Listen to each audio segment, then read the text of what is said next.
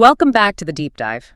Today we're tackling a truly immense topic, maybe the biggest one possible in human history. We are indeed. We're diving into the Paleolithic and Mesolithic ages right here in the Indian subcontinent. And just to set the stage, this isn't just a chapter of human history, it's practically the whole book, isn't it? It really is. The Stone Age, as we call it, covers the vast majority of our time on Earth. It's almost difficult to wrap your head around. Yeah, I mean, think about it. Earth is 4.5 billion years old. Modern humans, Homo sapiens, only show up maybe 200,000 years ago. So this period we're discussing, it's almost everything. Precisely. It's the longest, probably the slowest, but you could argue the most fundamental part of the human story. So our mission today, as always, is to dig into the sources, pull out the key insights. We're looking at the earliest history, the tools, how people lived, how they adapted. Right. Especially how they adapted to some pretty dramatic environmental shifts here in South Asia. And we've got some amazing sources to work with, things like old settlements, burials, animal bones, even incredible rock art. Absolutely. But for this immense timescale, the real bedrock of our knowledge, pardon the pun. Yeah, nice. It comes down to the stone tools. They're the survivors. They're what lasts when everything else just disappears. Okay, so let's start with how we even began studying this. It's surprisingly recent, right? The actual study of Indian prehistory. That's right. We're talking millions of years of history, but the serious study only really gets going in the 19th century. And it hinged on one key moment, one discovery. Pretty much. 1863. A geologist named Robert Bruce Foote.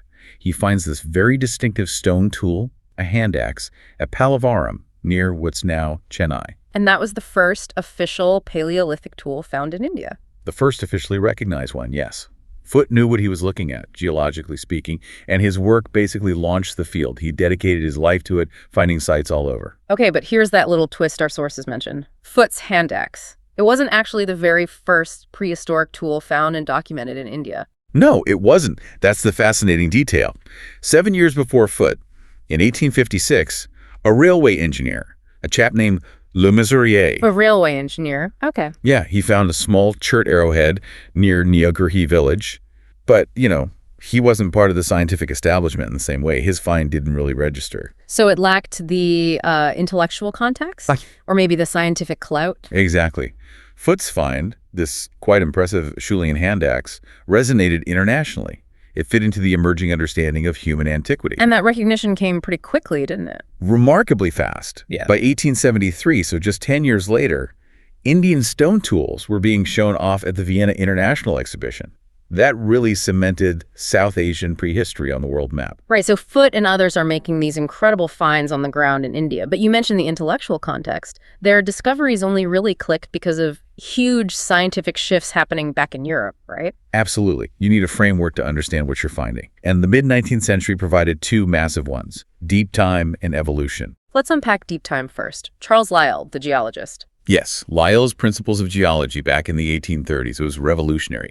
He argued that the Earth's features, mountains, valleys, coastlines, weren't formed by sudden catastrophes like the biblical flood, but by slow, continuous processes like erosion, volcanoes, uplift, the stuff we see happening now. Precisely. That's uniformitarianism, and the implication was enormous. If these processes are slow, the Earth must be incredibly old, millions, maybe billions of years old, far older than the few thousand years people generally believed. So Lyell basically stretched out the timeline, creating the space needed for evolution to happen. Exactly. He provided the immense stage required for Darwin's ideas. Which brings us to 1859, Darwin's On the Origin of Species, Natural Selection. Right. Darwin explained how life changes over these vast timescales, how species adapt, how new species emerge. It fundamentally challenged the idea that everything, including humans, was created perfectly and unchangingly. Must have been quite a shock to the system for many people. Oh, profoundly unsettling. It placed humanity firmly within the natural world as part of this ancient, dynamic, and sometimes brutal biological process. And then Thomas Henry Huxley really drove the point home for humans specifically in 1863. With evidence as to man's place in nature? Yes. He extended Darwin's theory directly to us, arguing for our evolutionary links to apes. It flew in the face of religious dogma and deeply disturbed the Victorian sense of human uniqueness. Okay, so with that intellectual backdrop, let's place the Indian finds into the geological timeline. We're in the Cenozoic era, the age of mammals. But which bits are most important for us? For hominid evolution, we really focus on the last two epochs of the Cenozoic. There's the Pleistocene, which starts around 1.6 million years ago. That covers almost the entire Stone Age story we're telling today. Okay, Pleistocene. Got it. And then there's the Holocene. That's the current period, starting roughly 10,000 years ago after the last ice age ended. That's when we see the Mesolithic and Neolithic develop. And throughout these epochs, our main source, our most reliable narrator, is stone. It is. We have other clues: settlement layouts, bones, eventually art. But stone tools are everywhere. They're durable. They are the most abundant record we have. So how do researchers actually read these stones? How do you get from a chunk of flint to understanding someone's life? Well, there are several ways. You can try making tools yourself, experimentally, to understand the process. You could look at how modern hunter-gatherer groups use similar tools, though that has limitations. But the really precise method you mentioned is microwear analysis. Sounds like forensics. It basically is. You take a stone tool, put it under a powerful microscope, and look at the tiny, tiny traces of wear on its edges and surfaces. What kind of traces are we talking about? Scratches? Polish? Exactly. Different activities leave different microscopic signatures. Cutting soft animal hide leaves a very specific, bright polish. Woodworking leaves characteristic striations and microchipping. Scraping bone leaves deeper scratches. So the wear pattern tells you how the tool was used, even if it just looks like a generic, sharp rock. Precisely. It lets us infer function. Was this a knife for butchering? Part of a spear? Was it used for scraping hides? Making wooden shafts? It turns an inert object into evidence of behavior. That's incredible. And one last crucial thing before we move on. Context. Why is it so important where a tool is found? You mentioned primary versus secondary contexts. Yes, context is everything in archaeology. A primary context find is the jackpot. It means the tool is found exactly where it was dropped or discarded by the people who made and used it, usually within a specific layer of soil or sediment. So you can directly link it to other finds in that layer. Yeah. And date it accurately. Exactly. You might find it alongside the waste flakes from its manufacture or animal bones it was used on. A secondary context, on the other hand, means the tool has been moved from its original location, maybe washed downstream by a river or rolled down a hill. And that makes it less useful. Much less informative about the specific behaviors at a particular time and place. You know it's old, but you've lost that direct link to the people's activities. Okay, let's zoom out again to the bigger picture of hominid evolution. Where does South Asia fit into the global story, which mostly seems to start in Africa? Well, the earliest chapters are definitely African. We start with the genus Australopithecus, appearing maybe 4.4 million years ago. They walked upright, which was huge, but we're not certain they were deliberate tool makers. That seems to begin with our own genus, Homo. Homo habilis, the handyman. Right, around 2 million years ago. Though, intriguingly, the absolute oldest stone tools we've found so far in Ethiopia actually predate the earliest habilis fossils. They go back to maybe 2.5 million years ago. So someone was making tools even earlier. Then comes the big traveler, Homo erectus. Yes, Homo erectus, emerging around 1.7 million years ago in East Africa.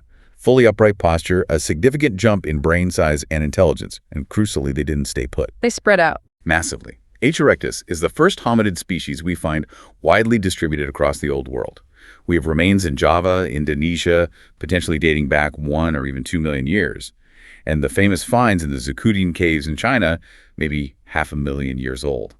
Their spread is phenomenal. Before we get to the Indian evidence, let's just quickly nail down what makes us biologically human. It's more than just a big brain, right? Oh, definitely. The sources point to a package of traits. First, obviously, bipedalism, walking upright. That freed the hands and involved key skeletal changes like the S-curve in our spine and longer legs. Second, the hands themselves. Prehensile hands, thumbs that can rotate, allowing for precision grip, essential for tool making and manipulation. Third, something quite unique in our reproduction, the absence of a distinct estrous cycle in females. This likely had major impacts on social bonding, pair bonding, and continuous cooperation. And the fourth one seems really critical for society. Our babies are born so helpless. Undeveloped infancy. Exactly. Human babies are born with brains only about 25% of their final adult size. Compare that to other primates. This means a very long period of dependency, needing intense parental care and protection from the wider social group. That's the trade-off for getting those big brains through the birth canal, right? Precisely. A lot of critical brain development happens after birth, shaped by learning and social interaction. Okay, let's talk brain size. The increase is dramatic. Chimps around 400 cubic centimeters, H. erectus nearly 1,000 cc, modern humans around 1,450 cc. It's a clear trend, absolutely. But the sources rightly caution us about focusing only on absolute size. An elephant's brain is way bigger than ours. Right, it's about proportion. It's about relative brain size compared to body size, and also complexity. That increase in cranial capacity allowed for better memory, planning, complex problem-solving, learning, all the cognitive tools needed for sophisticated adaptation. Which leads to the really tricky question, when did we become culturally human? Is it just about having the Homo sapiens body plan? That's a huge debate. Some scholars argue for a great leap forward around 50,000 years ago. They say that even though anatomically modern humans existed earlier, it was only then that we see the full package of modern behavior. Complex, spatialized tools, undeniable art and symbolism, burials with grave goods, organized living spaces, maybe even language as we know it. But that's challenged, isn't it? Others see hints of this much earlier. Yes. Others point to evidence like potential Neanderthal burials, use of pigments, sophisticated hunting techniques well before 50,000 years ago. They argue it was more of a gradual accumulation of complex behaviors, not a sudden revolution. The definition of cultural humanness is still very much in discussion. So, against that backdrop, what does the fossil record tell us about early hominids in India itself? It seems quite sparse compared to Africa or even Europe. It is frustratingly sparse. Historically, the story used to begin way back, 10, 14 million years ago, with fossils found in the Siwalik Hills, Ramapithecus and Savipithecus. Ramapithecus was once thought to be a direct human ancestor. But that's changed. Yes. Based on further finds and analysis, Savipithecus is now generally seen as ancestral to orangutans, and Ramapithecus might just be a female Savipithecus, so they're likely off the direct human line. Okay, so where's the more solid, though still debated, evidence? The most significant find is the Hacknora skullcap fragment, discovered in the Narmada Valley in 1982. It's part of a cranium, thought to belong to a woman who died around age 30, found alongside quite advanced Acheulean tools. And this one sparked a lot of debate about what species it belonged to. Immediately, the discoverer, Arinsanakia, proposed it was a late advanced form of Homo erectus, calling it Homo erectus narmadensis. A key argument was its estimated cranial capacity, potentially between 1155 and 1421 cc, which is quite large for erectus. Larger than typical African erectus. Considerably. So others argued it might actually represent an early archaic form of Homo sapiens. The dating is also quite broad, somewhere in the Middle Pleistocene, maybe around 500,000 years ago. 500,000 years ago, finding just one individual's remains from that time. It's incredible. It really is. And the site has yielded a bit more since then, a hominid collarbone, clavicle, from a similar time frame between 500,000 and 200,000 years ago. And more recently, in 2001, a fossilized baby skull was found at Odai in Tamil Nadu, beneath an Upper Paleolithic layer. But the big picture remains. The Indian fossil evidence is limited. Very limited compared to other regions. It doesn't mean people weren't here in large numbers. It just means finding well-preserved fossils in the subcontinent's geological conditions is exceptionally difficult. So more focused research could dramatically change our understanding. Absolutely. South Asia holds huge potential to fill in major gaps in the global story of human evolution. We just need more finds. Okay, so we have the finds, the tools especially. Let's talk about how archaeologists organize this vast time span. The classification system, it started simply, right? Stone, bronze, iron. Yes, the classic three-age system, developed by Christian Thompson in Denmark in the early 19th century, initially for museum displays. Proven stratigraphically by his successor Worsius, it was a foundational concept. Then it got more refined, specifically for the Stone Age. Right. In the 1860s, John Lubbock split the Stone Age into the Paleolithic, or Old Stone Age, and the Neolithic, or New Stone Age, based on tool technology chipped versus polished stone. And then the Paleolithic itself got subdivided. Yes, by Edouard Lartet, based on finds in French caves. He proposed lower, middle, and upper Paleolithic, correlating tool types with extinct animal fossils found alongside them. So let's lay out those main Stone Age periods as they apply to India, focusing on the key technology. Okay, the Paleolithic age spans the whole Pleistocene. We start with the lower Paleolithic, maybe from 2 million years ago up to around 100,000 years ago. The defining tools are large core tools, hand axes, cleavers, choppers, heavy-duty stuff. Then the Middle Paleolithic. Roughly 100,000 down to about 40,000 years ago. Here, the focus shifts to tools made from flakes struck off cores. They're generally smaller, lighter, more varied scrapers points. And the Upper Paleolithic brings us towards the end of the Ice Age. Yes, from about 40,000 to 10,000 years ago. Now the technology really refines. We see the production of long, thin blades and specialized tools like burins for working bone and wood. Then around 10,000 years ago, we enter the Holocene, the current epoch, and the technology shifts again. We enter the Mesolithic age. The hallmark here is microliths, tiny, often geometrically shaped stone tools, usually hafted into composite tools. Hunting, gathering, fishing really intensify. And finally, the Neolithic age. Marked by ground and polished stone axes, often called celts, and the really big change. The beginning of food production, agriculture, and animal domestication. Now, the sources stress something really important here. These neat categories. They're useful for analysis, but reality was messier. Hugely important caveat. These are analytical boxes we create. On the ground, there was massive overlap in time and space. People didn't just wake up one day and decide to switch from Middle to Upper Paleolithic tools. So hunting and gathering didn't just stop when farming began. Not at all. In many areas, hunter-gatherer lifestyles continued for thousands of years alongside farming communities. These transitions were gradual, complex, and varied hugely by region. The labels help us see broad patterns, but they aren't rigid deadlines. Talking about the reality on the ground itself was changing dramatically during the Pleistocene. India's geology is pretty active. Incredibly active. Remember, India was part of the ancient supercontinent Gondwanaland. It broke off, drifted north, and is still crashing into the main Asian landmass. And that collision is ongoing. Yes, the Indian plate is pushing north at about 5 centimeters a year. That's what continues to push up the Himalayas. They're still rising by 5 to 10 millimeters annually. It also means earthquakes are common and river systems are constantly being altered. And on top of that tectonic drama, the Pleistocene climate was doing wild things. Ice ages. Massive swings between cold glacial periods, the ice ages, and warmer interglacial periods.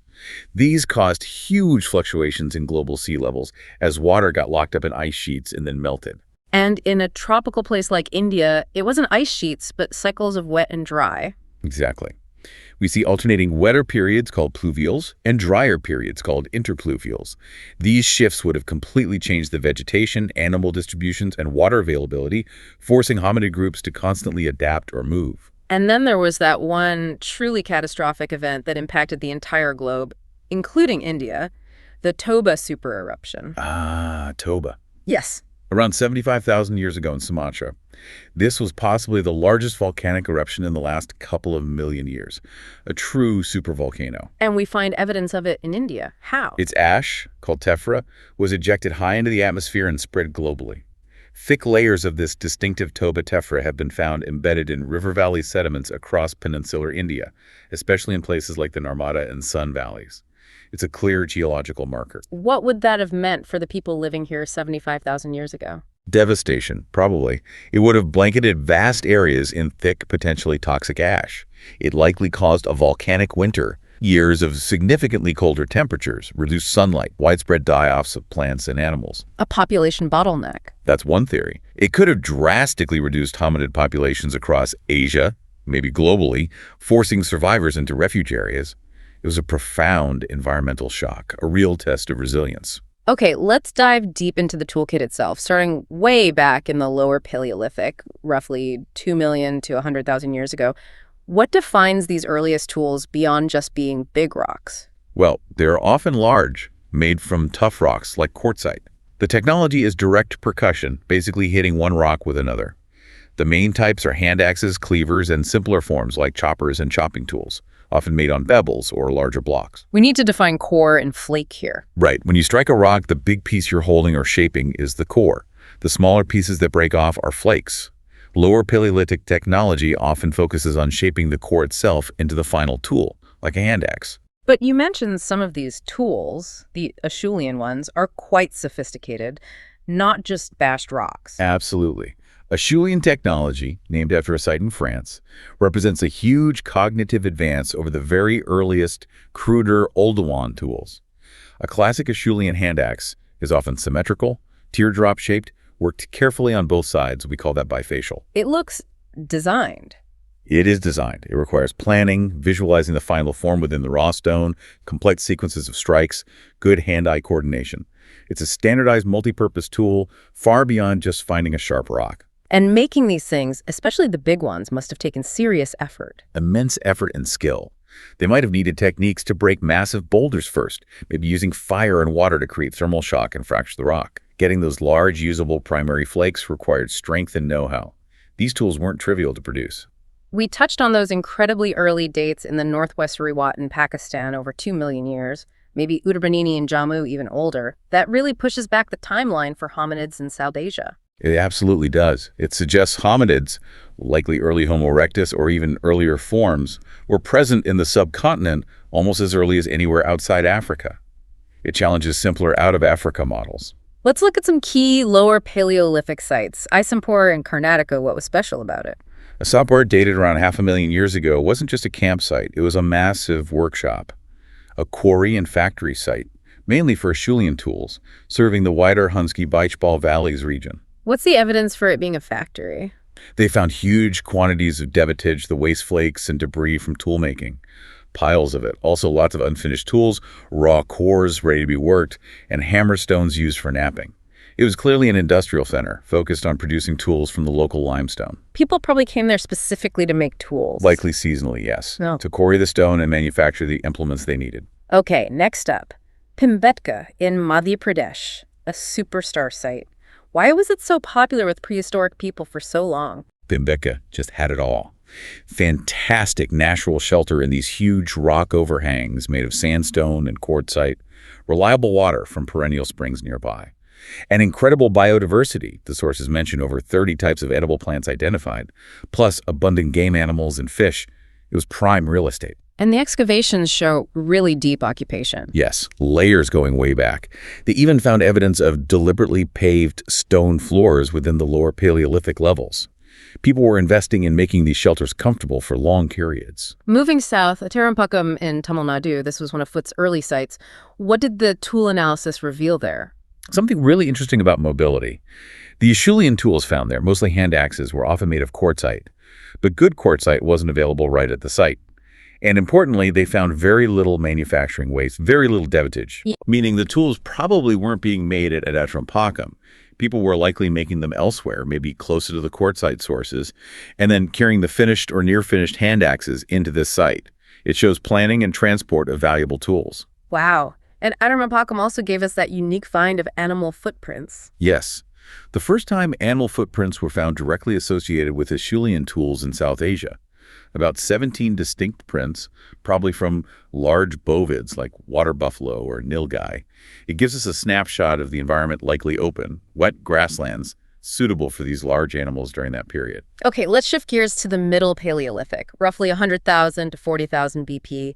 The big change is moving from heavy core tools to smaller, lighter flake tools. Why the shift? It seems to be about efficiency and perhaps adapting to different needs or environments. Flake tools can provide more cutting edge from the same amount of raw material compared to shaping a big core. And the key innovation that enabled this was the Levallois technique. Ah, yes, the prepared core technique. How did that work? It sounds quite advanced. It is remarkably sophisticated. Instead of just whacking a core hoping for a good flake, with Levallois, you first carefully shape the core itself.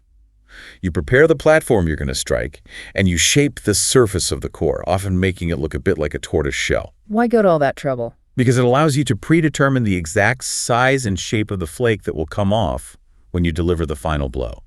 The resulting flake is typically thin, sharp, symmetrical, and needs very little extra work. It's standardized production. Like getting perfectly formed blanks ready for use. Exactly. It shows incredible foresight, planning, and control over the material.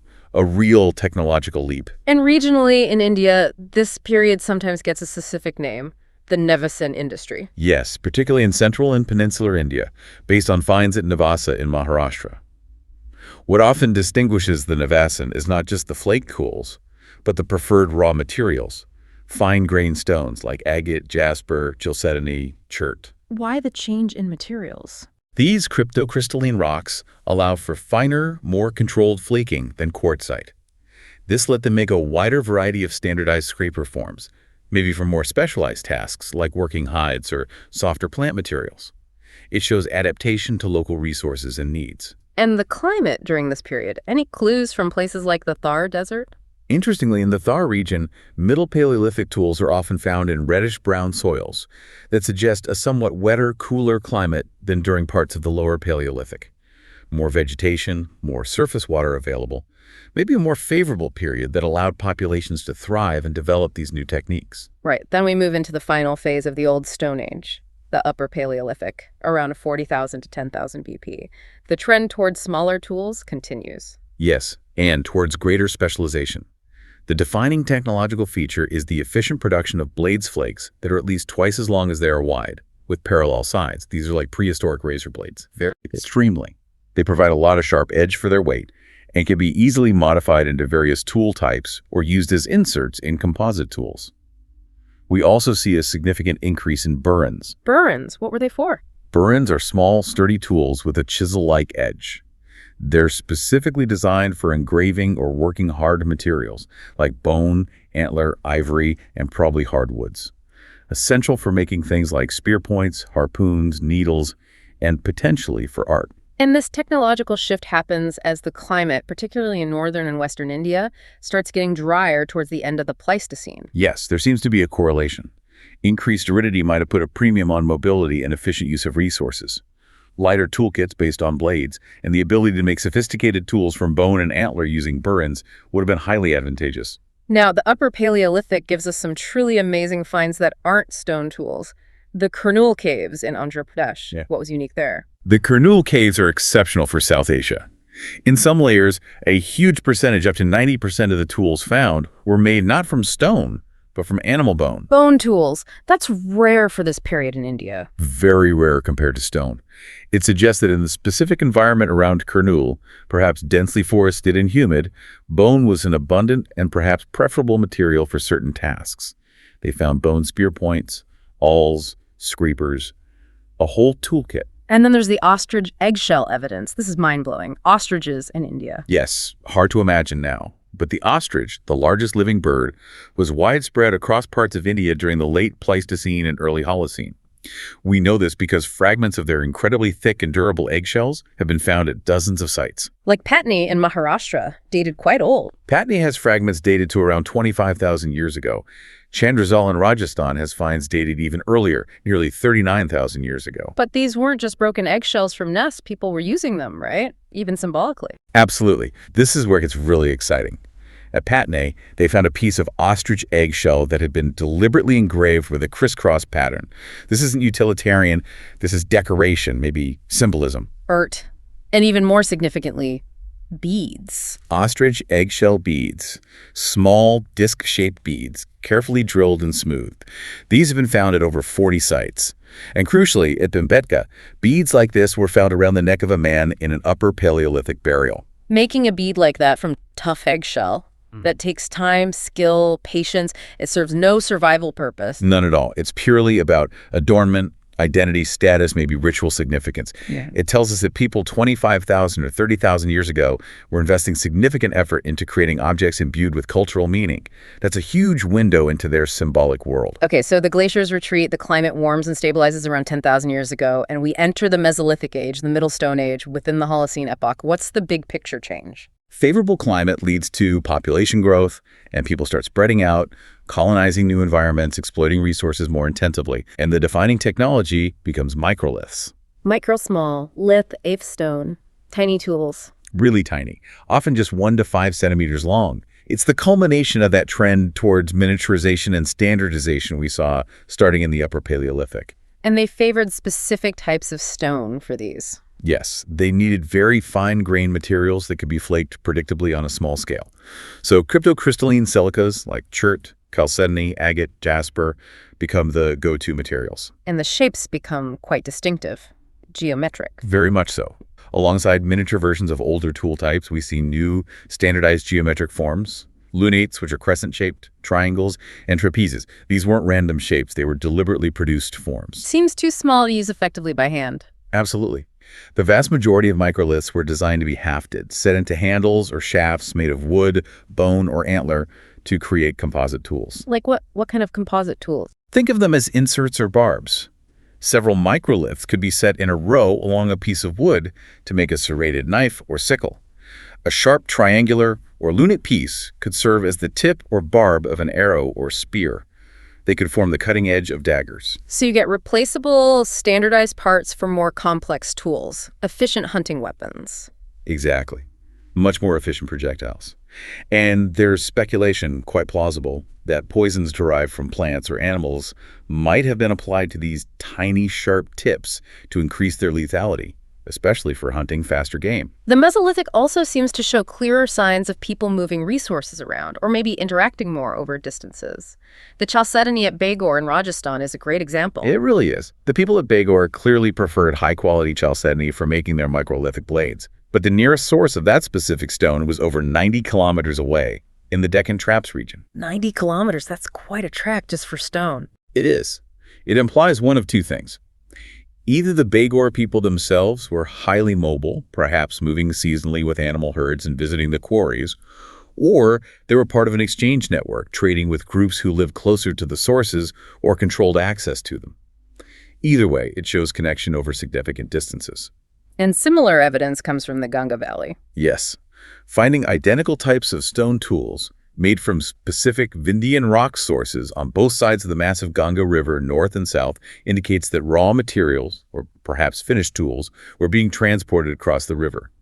Again, we're talking distances of maybe 75 kilometers or more to the stone sources. These weren't isolated bands. Let's focus on those Ganga Valley sites, Sarai Naharai, Mahadaha, Damdama. They seem quite substantial settlements. But wasn't the initial idea that they were just temporary camps? That was the early thinking, yes. That maybe people only came to the river plains seasonally, perhaps moving away during the hot, dry summer monsoon. What changed that view? The excavation evidence itself. These sites have thick occupation layers, suggesting long-term, repeated use. Crucially, they contain heavy grinding stones, querns, and mullers used for processing plant foods. These things are bulky and heavy. You don't typically lug them around if you're constantly migrating. That makes sense. But the real clincher, the aha moment, came from studying animal teeth. This was brilliant work. Researchers looked at the teeth of swamp deer and hog deer found in the middens at Mahadaha and Damdama. By analyzing dental development and wear patterns, they could figure out the season in which the animals were killed. How does that work? Well, deer have specific birthing seasons, say April for one species, July for another. By determining the age of the animal when it died, based on tooth eruption and wear, you can calculate its month or season of death. And the analysis showed these deer were being hunted throughout the year, spring, summer, autumn, winter. Proving people were living there year-round. Strongly suggesting year-round occupation, yes. They weren't just seasonal visitors. They were permanent residents exploiting the rich river valley resources. And these sites also give us fascinating insights into their social world through burials.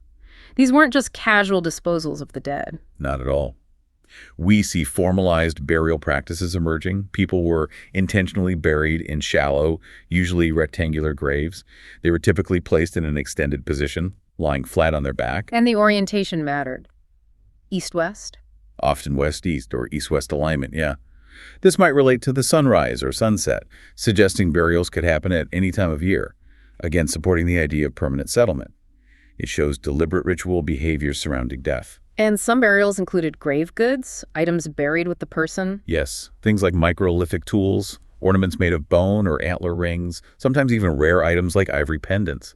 This certainly suggests some degree of social differentiation, maybe status or roles within the group, and it hints at beliefs about an afterlife, or perhaps just the importance of burying certain personal items with the deceased. This leads to that interesting idea connecting burials to resources, the corporate identity theory. Can you explain that? Right. This was proposed particularly for the Ganga Valley sites by Umesh Chattopadhyaya. The idea is, as populations grew in the Mesolithic, competition for prime resources, especially the reliable aquatic resources like fish and turtles in the Oxbow Lakes, would have intensified. So how do burials play into that? Formal cemeteries, where ancestors are buried in a specific place, can function as a way for a corporate group, to assert its claim to that territory and its resources. It's like saying, our ancestors are buried here. This land belongs to us, their descendants. It establishes rights through lineage. The dead anchor the living to the land. That's a powerful social mechanism. It also brings us back to how they live day to day. Subsistence. We often overemphasize the hunter part of hunter-gatherer, don't we? We absolutely do, historically. Ethnographic studies of modern hunter-gatherer groups often show that gathering, collecting plants, nuts, tubers, fruits, often done primarily by women, provides a much more reliable and substantial portion of the daily calories than hunting, which is riskier and less predictable. So the gatherer part might have been more economically crucial. Quite possibly. It forces us to rethink the social dynamics and not just focus on the dramatic imagery of men hunting big game.